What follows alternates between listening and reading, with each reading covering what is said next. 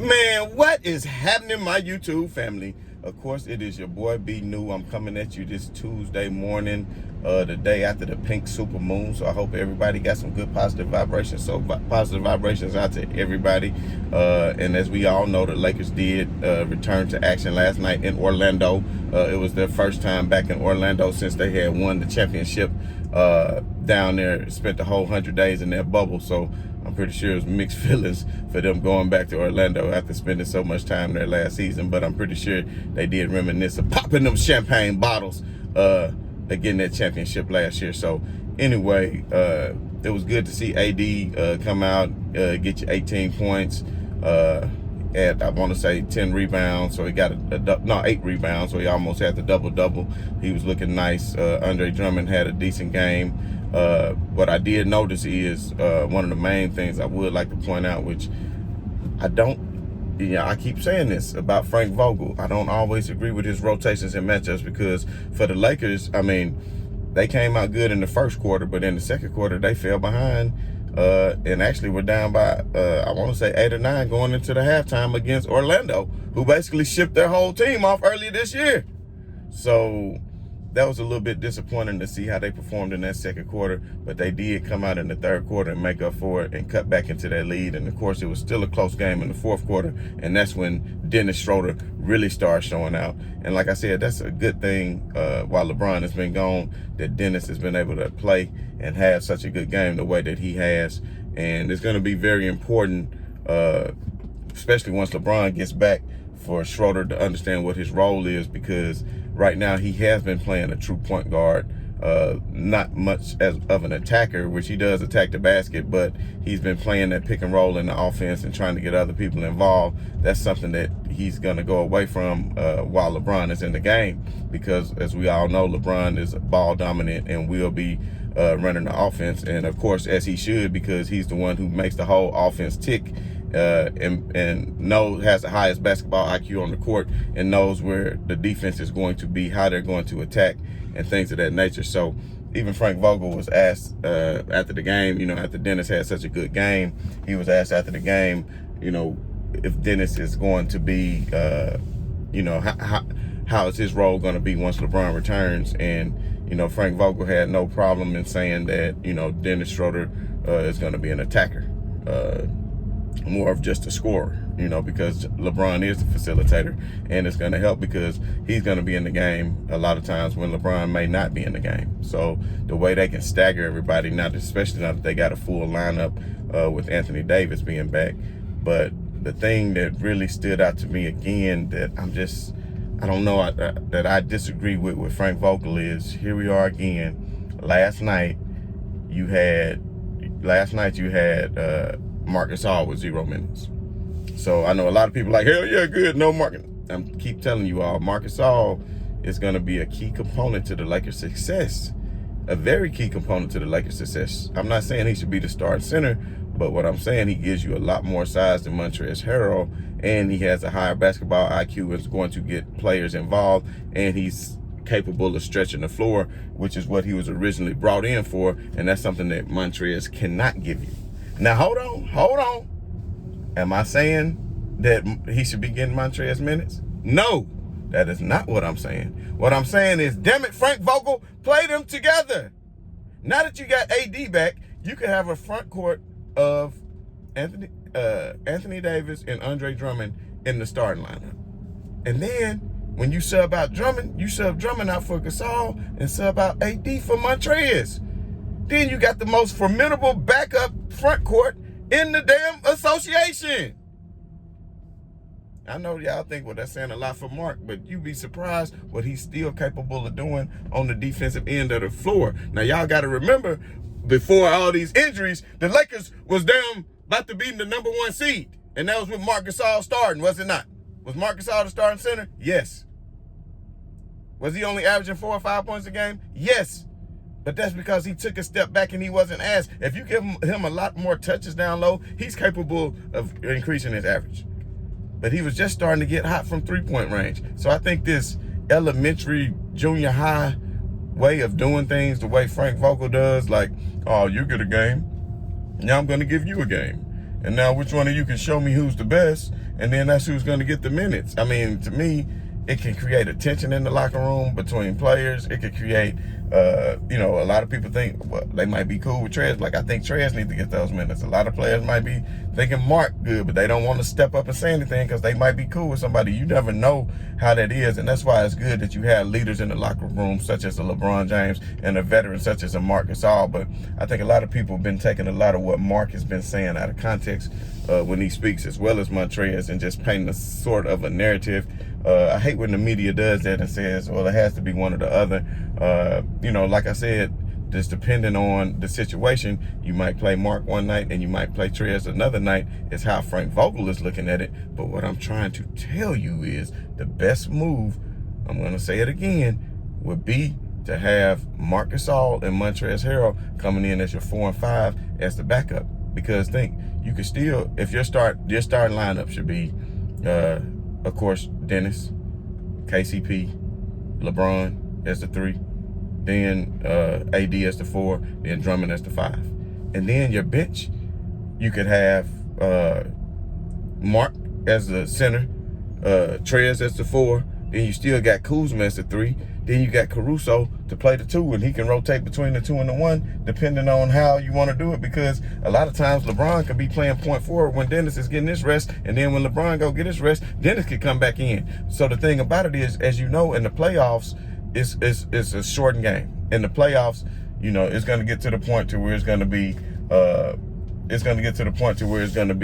one day on, one day off, one day on, one day off. And you saw last year in the finals, even in the bubble, how tired Jimmy Butler was when he went out and got that triple-double. I even said it then. Go back and watch the video. I said he won't do that the next game because you could tell how fatigued he was. Only one person who can continue to get a triple-double every game of the finals is LeBron James, because he has the stamina to do so. He has the stamina to do so. But I'm telling you, one game on, one game off, no. I'm telling you, it's going to catch up to you. And that's why a lot of people do in the playoffs go to an 8-man rotation. So you got your 5 starters, and you got 3 people, because you don't want to go 10 deep in the playoffs, because a lot of times those players don't have the experience. But there's some teams who will go 10 deep in the playoffs. Not many teams go 12 deep in the playoffs. Not many teams do go 12 deep in the playoffs. But think about it. If the Lakers were to do just like what I just said, and you had the starting 5, and then you still use Trez, and then that's not even mentioning Morrison, then that'll relegate Wesley Matthews all the way to the back. We don't even ever need to see him at all. We don't need to see him at all. If you do the lineup, what I'm saying, and then you can still bring in Morrison at times, because he has playoff experience, and he's not going to shy away, even though he's very streaky, because he'll hit a lot of good threes one game, and then the next game he'll give you an offer, just like he did again last night. So, I mean, I just feel like, the way Frank Vogel is doing the lineup could be a lot better, but we'll move on to another topic. So, Anthony Davis, he had a great game back. Like I said, he's shaking off the rust. A lot of things has to do with communication, a lot of things has to do with communication, and they don't have that communication yet because they haven't played together. So the more Anthony Davis and Andre Drummond play together, the more they're going to learn each other's styles, learn each other's sweet spots, where they like to get the ball on the court, things like that. The rotations, the defensive rotations have become a lot better, because if you all notice in the second half against Dallas, in the first half, and why everybody want to talk bad about Mark did an outstanding job in the first half against Dallas on pick and roll defense.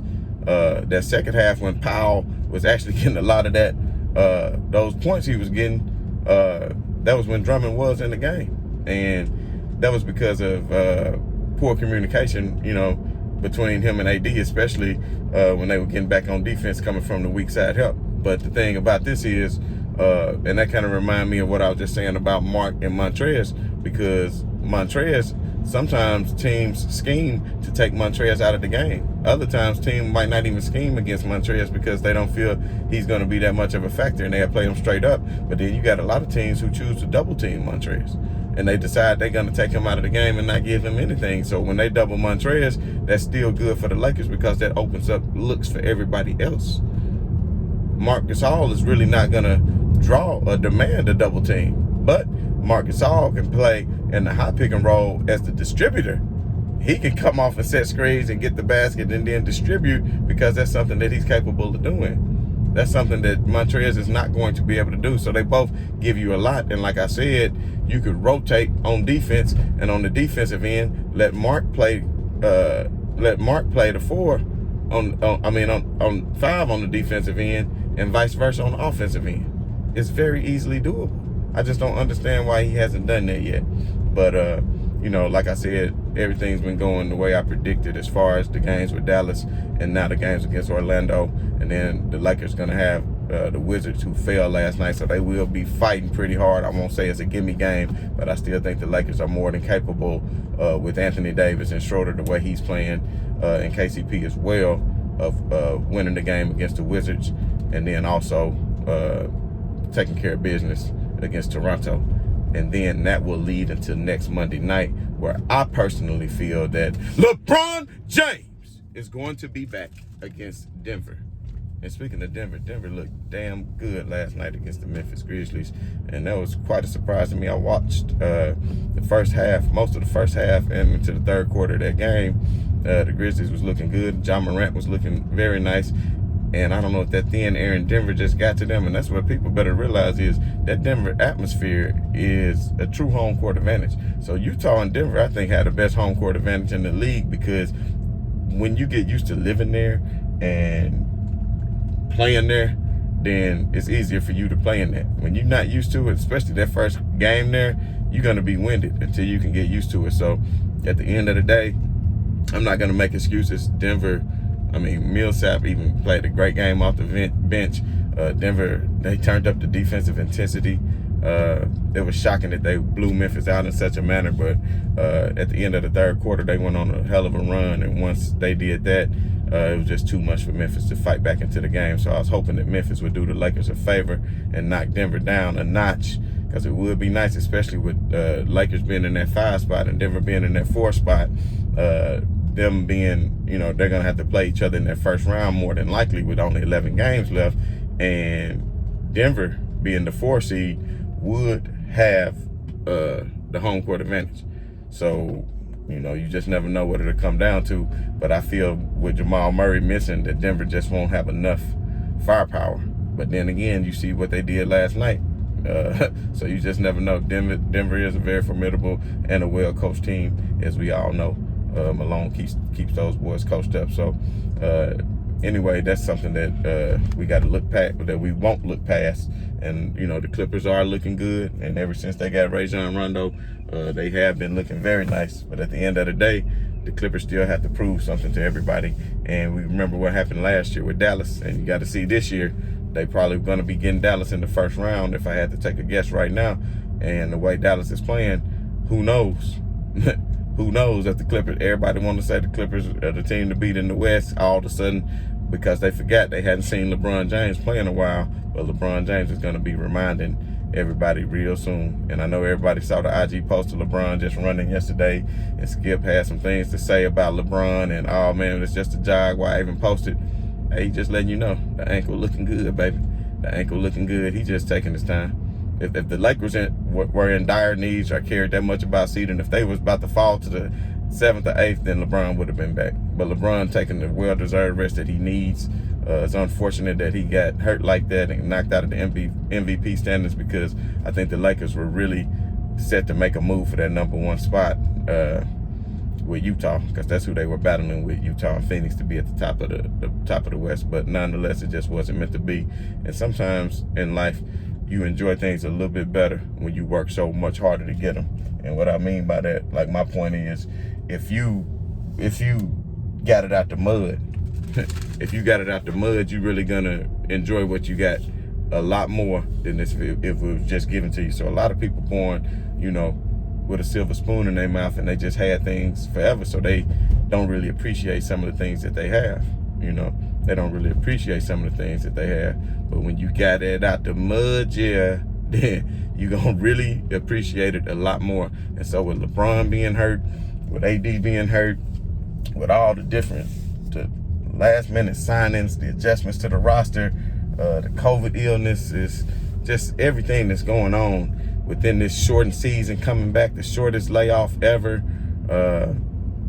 it's gonna feel good come June when the Lakers are hoisting that championship trophy. And I know, of course, a lot of you yesterday saw what I had to say about Brooklyn. Now, never once did I say that the Brooklyn Nets was going to beat the Lakers in the 7-game series, because as I continue to say, and I'm going to stay consistent with it, as I said for the last few months, is when the Los Angeles Lakers are fully whole, which means a healthy AD and a healthy, and this was before Drummond, because I would say a healthy Marcus All start with Trez coming off the bench would have still been enough, because they can exploit the Brooklyn Nets for not having a true big man. And DeAndre Jordan, I mean, you far past your peak. Kyrie, give you a lot of good looks to make you look nice, and so does Harden. But at the end of the day, especially if Marcus All, let's just say if the Lakers do match up with Brooklyn, they can put Marcus All in the game and stretch the floor. And then go ahead and put Claxton in. How much experience does he really have, in this type of environment as far as the playoffs is concerned? So that's something that we will be seeing. Another game, another team to keep watching is the Portland Trail Blazers. As I tell you, they keep continuing to slip a little bit further, and they already lost the last 2 games to Memphis, and they play Memphis again on Wednesday night. So I think that'll be another win in the book. I want people, if you haven't watched that game and you got League Pass, please watch those games, because you're talking about a battle between, Dylan Brooks and Dame